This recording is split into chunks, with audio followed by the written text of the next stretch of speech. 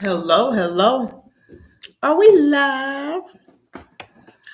Are we live? Listen, I ain't a techie, but I think we live. We should be live. I am Dr. Jerisa. I am your good ER doctor trying to help y'all be good patients. And this week is Thanksgiving week. Um, and what better week? What better week to launch the Code Blue Inside the ER YouTube channel live than now. I will say, man, y'all, I have been, I got messages, I got DM messages where I just bust out laughing. I got one message where I don't even know who he or she is because I didn't have time to look at their profile. But as soon as I posted that we were going, to release this week, they DM me finally. I was like, oh my God, that is hilarious. Like, so thank you for saying that because that lets me know that there is a demand. And then I got other DMs from physician colleagues. So really, really excited to finally as it was an Instagram DM person said. So let's go. Let's go. I think that this week we are going to be 3-day launching. So today is day one. And the thought process today is anxiety, depression, suicide. It's that time of year. It is that time of year, which is why I wanted to kind of start off with that because it's the time of year where, unfortunately, people are grieving, people are looking for resources, outlets, people are alone. They don't know what to do. They may not have insurance. They don't have a support system. And so it's a busy time. It's a busy time in the emergency room. And so definitely wanted to kind of start off with day one of that. So that's today. We're going to be talking about that in this live. This is the first live. If you're joining me live, if you're joining me on the replay, great. We're going to get to some logistics in a little bit. But day two is tomorrow. And day two, I decided to talk about alcohol. Alcohol, not just intoxication, but more so the long-term effects of what alcohol can do on our body, not just our liver. Because everybody think, oh my God, it's the liver. Alcohol is only going to affect the liver. No, it can also affect here. Okay. Shout out to Wendy Williams and her story that really highlighted the effects of alcohol on other parts of our body, but beyond the liver.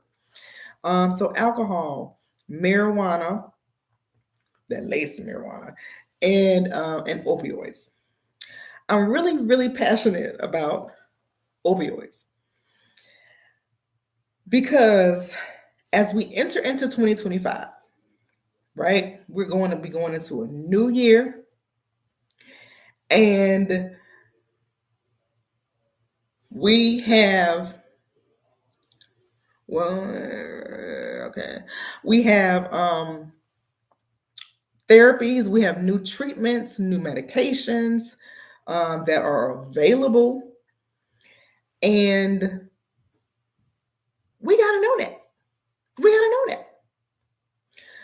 And so tomorrow we will be discussing opioids and overdose in hopes that we can try to tailor some of this and educate that there are other things that can be done. Please break the high or you die.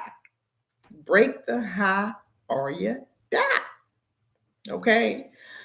And what we can do about that and moving into 2025. I'm a little concerned. I'm a little concerned about 2025.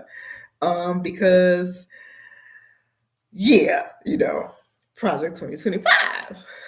But we got to pray for our president. We got to pray for the state of the world, the state of the union, as they would say, in hopes that things won't get too bad. Things won't go too bad. I'm concerned as it relates to Project 2025. I'm concerned more so about research in medicine, as well as health insurance. So, health insurance and research. There's been so many advances. There have been so many advances in medicine and research. So to now think that there may be, cuts on some of those things is a little concerning. It's a little concerning. Okay. But now here's some logistics. Yes, this week we are giving away cash apps. So I am happy to be able to give away 3 cash apps. So we're giving away 3 cash apps for $200. I think next week we're going to be doing something else. So stay tuned for that. But because this is kind of the initial launch week, we're getting things together, releasing things. We said, what? Why not? We want things to be organic. We don't want to be boxing, BOTN and BOUGH10. We don't want to be doing none of that. So strictly organic, cash app. Want to get involved, want to participate, want to be a part of it, you got to do 2 things. There's 2 things you got to do. One, you do have to go to. You do have to, you might be already here. You do have to go to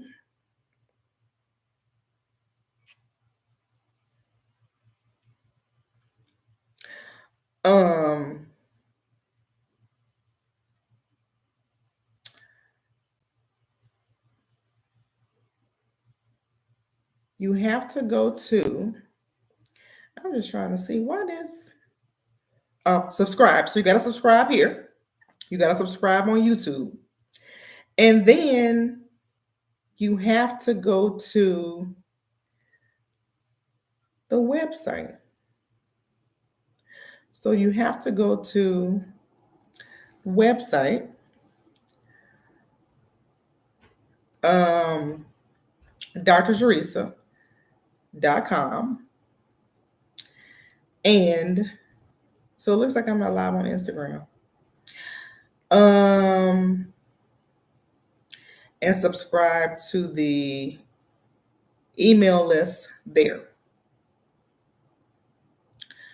So those are the 2 things you got to do. You have to go to here. You got to subscribe. And then the second thing you have to do is go to the website, drteresa.com, and scroll down and join the email list. So now listen, I'm not, I hate giving my email also.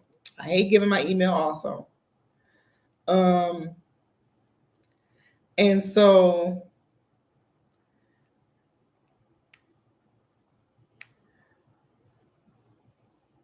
I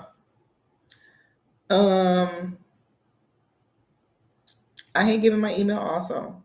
So I ain't trying to send out a bunch of emails. I am not, please understand, you are not going to be getting a bunch of emails from me. I'm trying to go live on Facebook. I mean, not Facebook, Instagram. but I don't know. It somehow it may be it may be blocked. Um,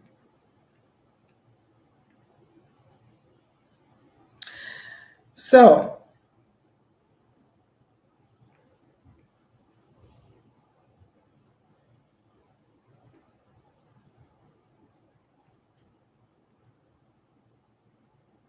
hmm, that's I want to do that. No, we don't want to do that. We want to go live.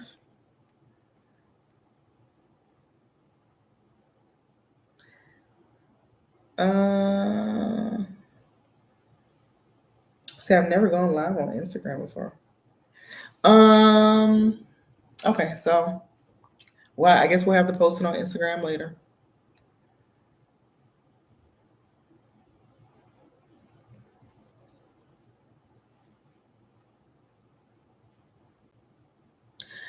But yeah, this video we're going to be talking about anxiety, depression, and suicide in the ER. What can we expect the ER to do? What can we expect? Because you know, when you call your doctor is going to tell you to go to the ER. They ain't got no appointments. They ain't got no appointments. So they're going to tell you to come to the emergency room. So what can we expect when you get to the ER? How can Dr. Teresa, you help us set these expectations in line for how we can manage the acute anxiety or panic or depression or suicide gestures, attempts. And maybe my phone. I wonder if I do. I'm still trying to, let me not say what I was going to say. But sometimes, yeah, that didn't work either. Yeah, I don't know. I may have to re-download the Instagram app because it doesn't look like that worked. No. All right, so let's keep it going. We talked about Cash App, what you have to do to participate in the Cash App giveaway this week. Number one, subscribe. Be one of our new subscribers this week. Number two, you do have to go to the the website, drteresa.com, scroll on down, and put in your email to join the newsletter. Okay. Once you do that, you'll get notified. We ain't gonna make a big announcement. We may make I don't know if you want us to make an announcement. You can let us know if you want us to make a big announcement of who are the three that are getting the Cash App giveaways this week. Hopefully next week we may be doing something else. We'll see. You got to stay tuned for that. But that's the logistics of this week. So now, anxiety in the emergency room. It's that time of year. So people are alone, people are grieving.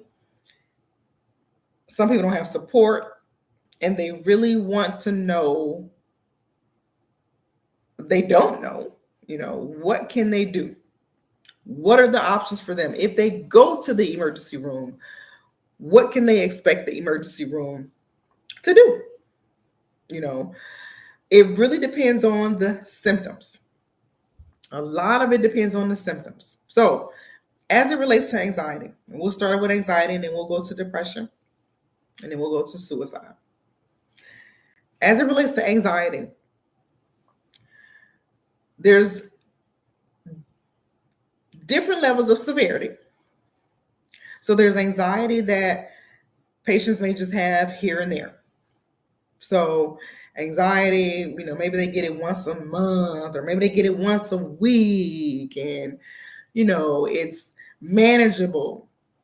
But then there are some times where patients may get anxiety every day to the point where it is affecting their day-to-day life.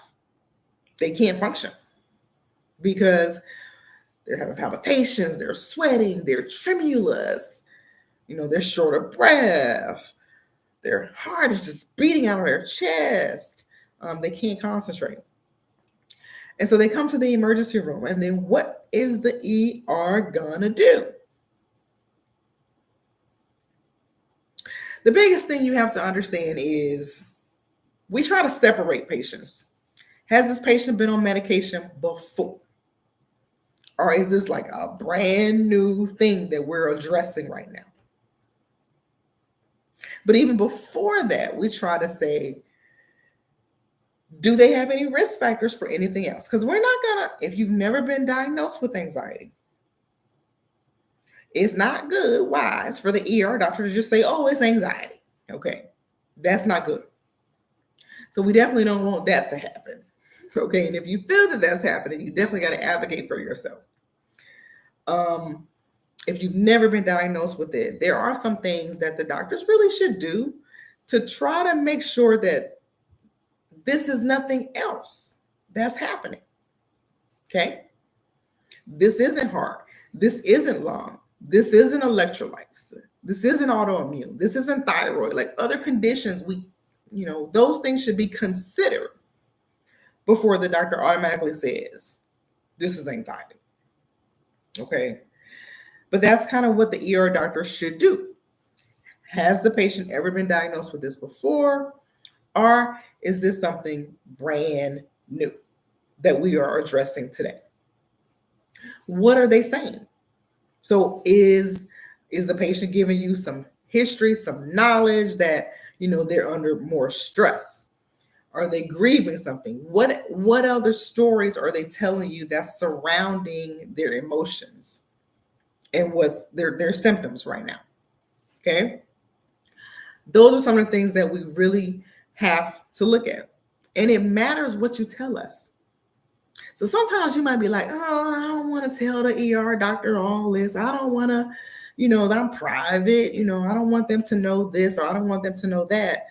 But it really can give a better picture if you can help spell some of that out. And it also helps with what that ER doctor may do to help treat you. Okay.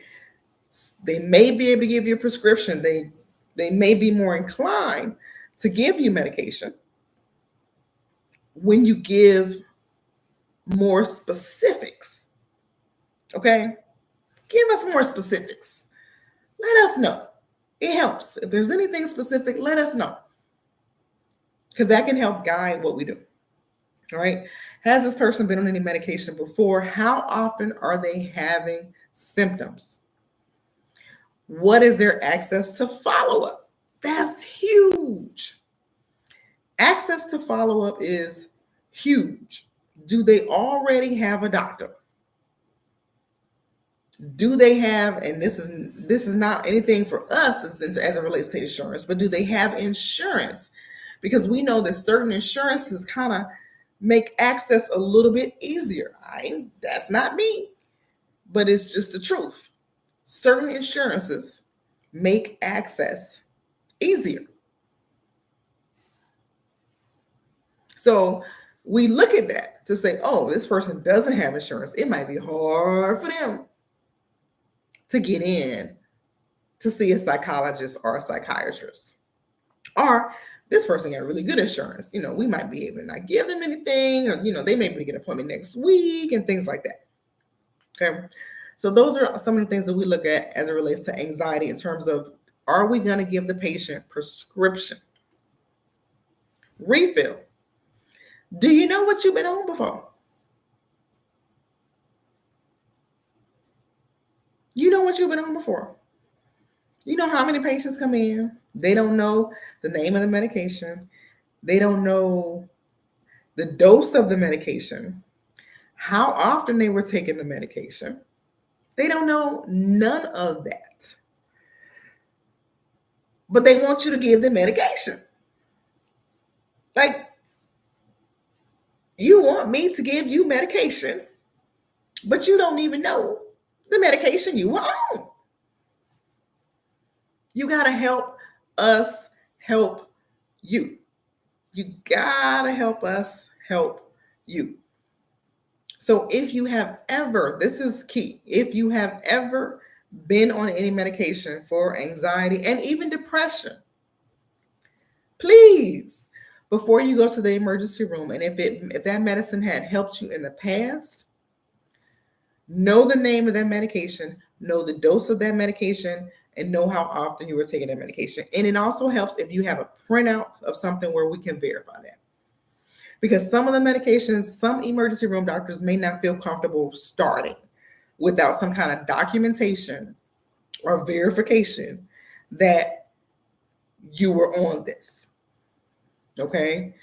So, very, very important. Please, even if it was a year ago, that happens. I have had patients come to the emergency room where they had anxiety, severe anxiety. They were fine for like a year. And then all of a sudden, a stressful life event happens. And they find themselves at odds, wondering, what do I do? How do I get this medication? I don't have a doctor right now, but this medicine helped me in the past. And so the emergency room is a valuable resource, but it helps if you can at least, whatever pharmacy that was, CVS, Walgreens, Walmart, whatever, get a printout. Even if it was from a year, 2 years ago, please do that. It helps if you do have the documentation, so that way the ER doctor can have proof. It helps for us to be able to give you that refill comfortably. Okay. So that's refills, and that's prescription medication. Those are medication for like day-to-day, daily medication. Now we got to talk about these other medications like, Ativan, Xanax, Klonopin, and Valium. I was gonna say Versed, but we don't get Versed, so that's why I was like Valium. Versed, we ain't doing that. Those medications, we're still talking about anxiety. When do we give those? Every ER doctor is going to be different as it relates to their threshold for prescribing those medications.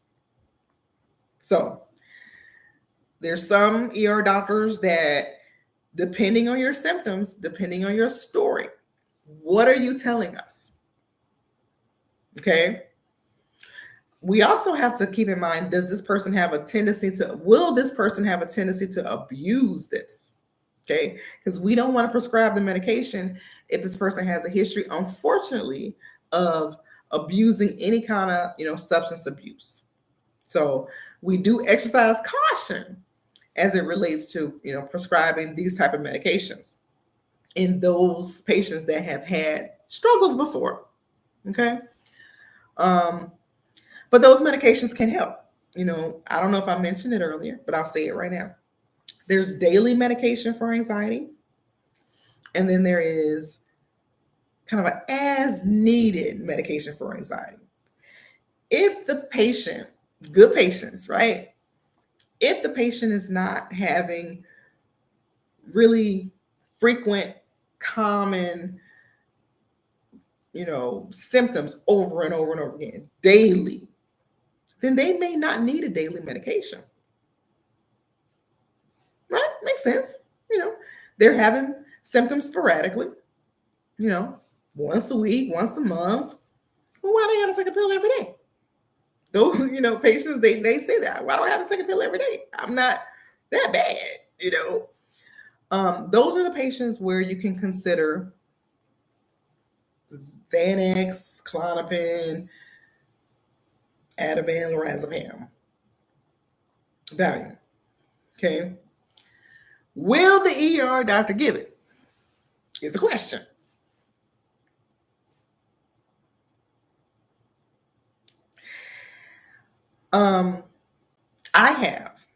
I have given it. And sometimes ER doctors will give a low dose, a low quantity. Well, a low dose and a low quantity. Okay. But particularly a low quantity because we want to be able to give you a bridge, and it's okay to ask for it, especially if you really don't have a history of abusing it, ask. Ask for it. It's okay. Doctor, I'm really going through it right now. I'm grieving.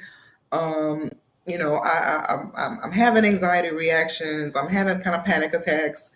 Um, they're not really happening that often, but I'm under a lot of stress right now. I've never really been on these medications before. I'm willing to try it. Could you please give me a few days till I can get in and follow up with my doctor or schedule an appointment with a new doctor? Ask. It's okay to ask.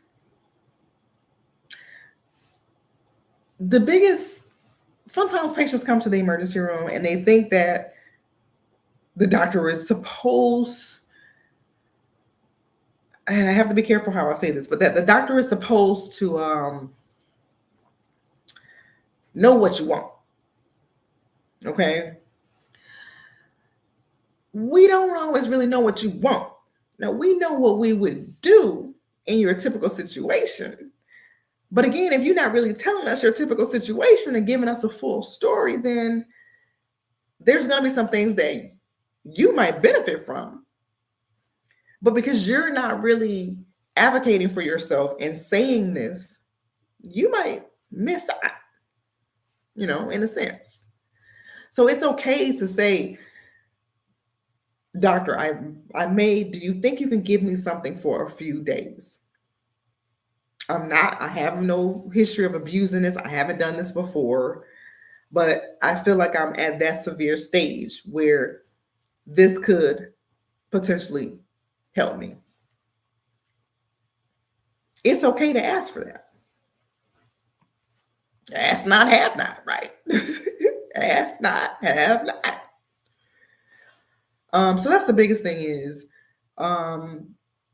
advocating for yourself, expressing what you want, not being ashamed to ask for that help. These days we prescribe, we can prescribe those medications, especially because we a lot of times can, look at the log, we can look at the pharmacy records, and we can see if the person has a history of abusing these medications or not. If you ain't got no history of abusing these medications, it's okay. It's okay to ask. There's nothing that's more surprising and shocking, honestly, with some patients, even when it comes to pain medicine. There's patients that have never abused pain medicine, but they feel like one Norco is going to send them into rehab. And they don't want to even try that, even though they're in pain. They're in so much pain, but they don't even want to try Norco because they feel like they're going to be in rehab for the next 5 months. It's okay. It's okay. You don't have any history of doing that. So no, this is a no judgment zone. Nobody's going to, make you feel less of a person, or they should not make you feel less of a person because you're asking for something like a pain medicine or narcotic, or you're asking for something like a Ativan or a Klonopin or a Xanax to get you through this tough time. Okay? So don't be ashamed to ask for what you may want.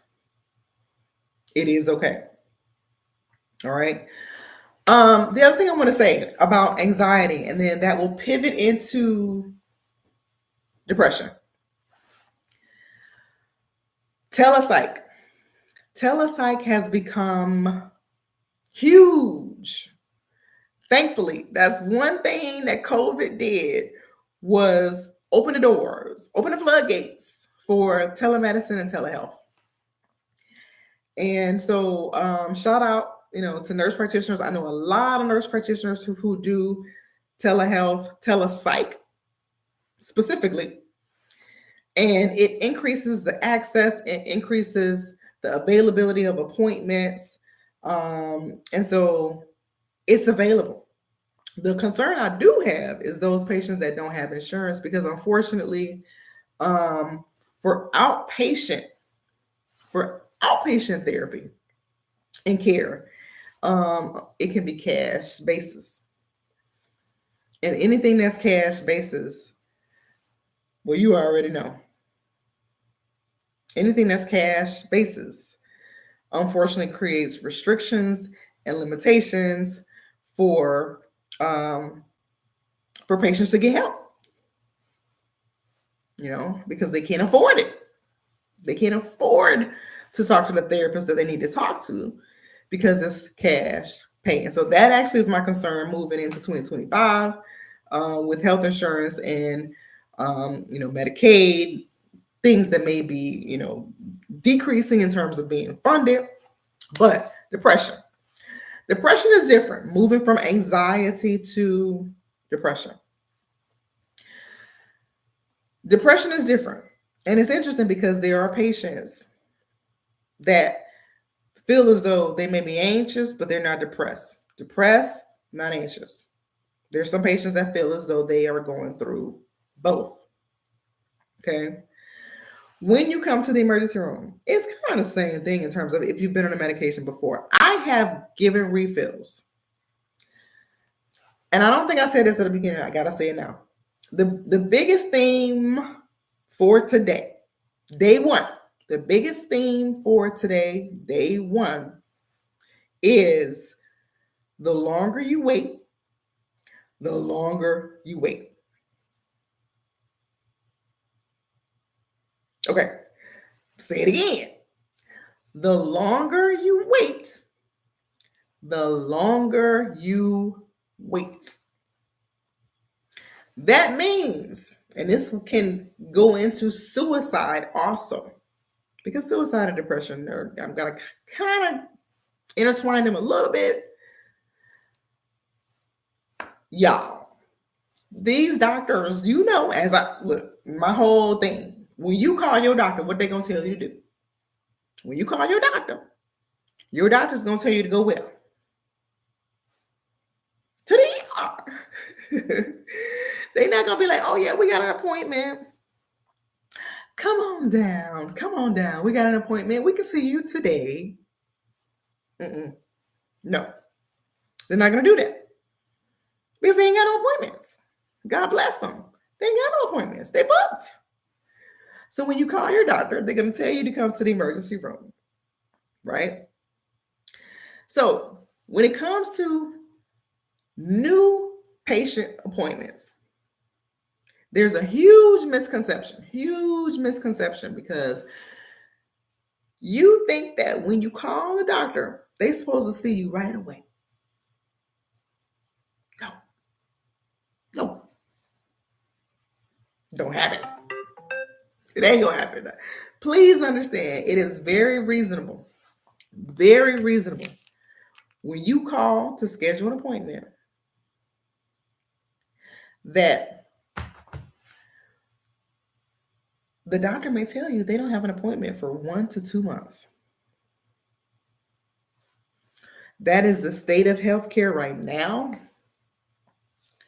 So please, and that's actually with almost any primary, that's with mental health, but it's definitely with primary care also. Look, please do not expect as a new patient to be able to be seen right away. It's not going to happen. It is not going to happen. So the longer you wait to make the call, the longer you wait to be seen. So you got to stop waiting. You got to go ahead and schedule the appointment, because the worst thing you could do is think that, okay, I feel bad today, but I'm going to feel better next week. You may. God willing, you may. But you also may not.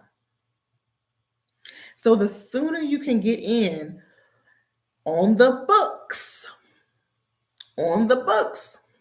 okay, with the psychologist or psychiatrist, the sooner you may be able to get help. So that is the main theme that I wanted for today is the longer you wait, the longer you will wait. And we don't want that. Sometimes depression is not necessarily a temporary thing. Sometimes it may be long lasting. Go ahead, set up the appointment. Maybe, God willing, it'll be short lasting for you. But in case it's not, you also already have an appointment on the books. You already got an appointment on the books. Okay. So that's the biggest thing as it relates to depression. Because most ER doctors will not start antidepressant. No. We may refill it if you know, again, you come in, Dr. Jerisa, ER, I was on this medication 2 years ago. It really helped me. Please, can you give me a refill of this again? I know I have not been on it. I was on this dose. Here's the paper. Here's a confirmation. Please, can I get back on this medication? Because I'm going through some stuff right now. Okay. Bam. Yes. Sure. We'll give you a month's supply. Because you're giving us something, right? That makes the difference when it comes to depression. Okay. Moving from depression to suicide.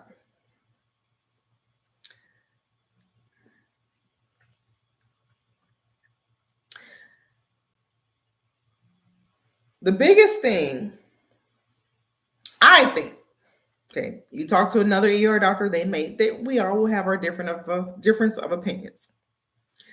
The biggest thing I think as it relates to suicide that I would want to share with you on this live is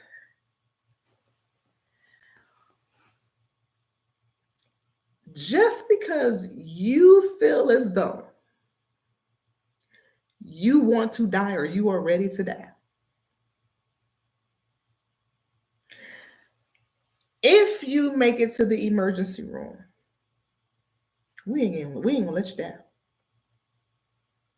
Unless you have a DNR in writing, legal DNR. That means do not resuscitate. If you have that, then okay.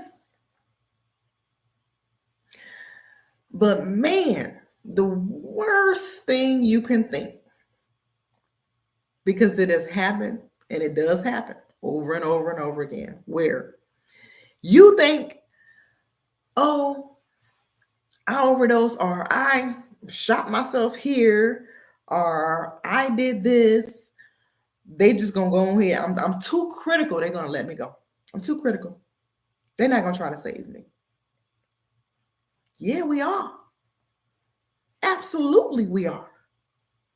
Absolutely, we are going to try to save you.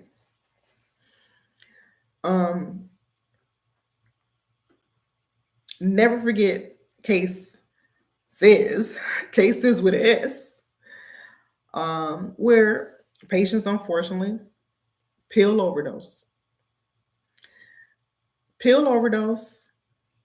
and you're waiting. You are awake and you are waiting. That patient is like, I took 10, 15 pills, and you call 911 or somebody witnessed it and they called for you and you are waiting. Those are the saddest moments for some patients who have tried to take their own life, because they're literally awake and waiting for the impending doom. And then what ends up happening from our perspective is we ain't trying to let that impending doom happen.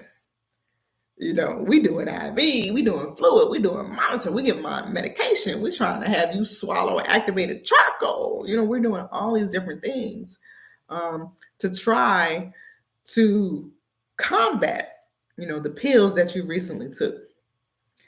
But the look on those patients' eyes as they sit there Some in regret, some pissed. Most of them actually in regret.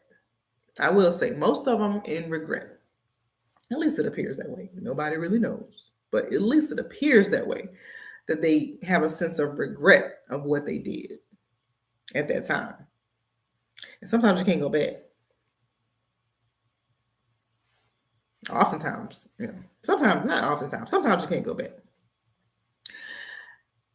So, as it relates to suicide, we will absolutely try to save your life. Whether you come back, whether you're in a coma, whether you vegetative, it is our duty to do whatever we can at that time to prolong life, unless you have a written legal DNR. And I hope that may help someone that may be on the fence. Should I do it? Should I not do it? Because if I do it, they just gonna let me go. They're gonna think I'm too critical to save me. No, we will not. No, absolutely not. We will not think you are too critical to be saved. We will do absolutely everything to still save you, even in that moment. Even in that moment. The other thing I will say also is that there have been advances. Ooh, thank God. There have been a lot of advances where patients that are suicidal, maybe they had a suicide gesture, maybe, they're considering suicide, but they don't have a plan. The good thing is call 911. Call 911. Like, God bless our paramedics, our EMS, y'all, they really go through some stuff. God bless our EMS system and paramedics, like for real. Woo, God bless the first responders. Call 911. Call 911, however many times you got to do it in order to get the help you need and be able to prevent swallowing those pills, getting the gun, jumping off the bridge, so that way you can get the help that you need. Get started. Get started with the help that you need. That's key. That's key. I have talked to patients about that before because getting back to the expectations. Getting back to the expectations. Sometimes the ER can't do it all at that time. Actually, a lot of times. The ER can't do it all at that time to get you to the finish line. Then. So you have to have an open mind. If you got time, I mean, if it's urgent, you suicidal with a plan, you homicidal with a plan. No, that's right then and there. Okay. But have an open mind if you're not at that severe state, have an open mind where there is, it's gonna take some time to get these things established and stable. This ain't the best conversation to have. But it's important for you to understand anxiety, depression, suicide. The longer you wait, what I say? The longer you wait. So don't wait. Don't wait. We hope that and we pray that next week, next month is going to be better. But we still might want to go ahead and call that doctor today to try to get on their books for next week or next, unfortunately, month. Okay? All right.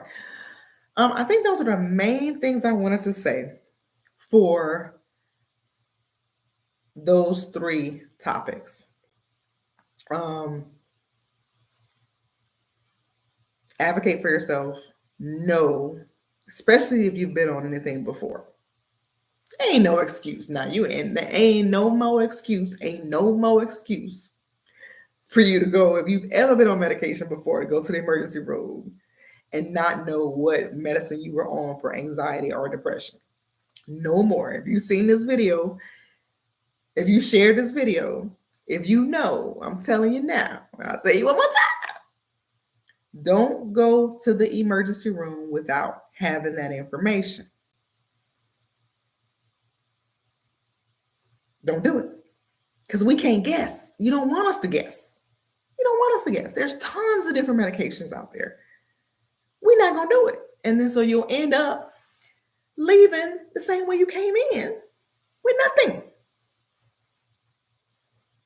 That don't solve nothing. Okay. So now, because you watched this video, you are steps ahead. You're steps ahead. If you're going through anxiety, depression, and suicide in terms of what you can maybe expect when you go to the emergency room, and also what you need to do when you leave there. What you need to do when you leave there. All right, so it's launch week. This is Code Blue live inside the ER. We're going to be doing Trauma Thursdays. Trauma Thursdays is going to be live on Instagram. So got a lot of followers over on Instagram, trying to migrate over here to YouTube, but we're going to be doing Trauma Thursdays live on Instagram.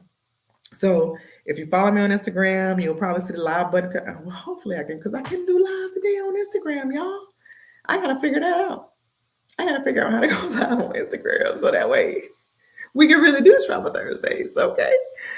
Oh, Lord, that's hilarious. But yeah, Trauma Thursdays, we'll get it together. And Cash App. So we're giving away 3 Cash Apps again this week.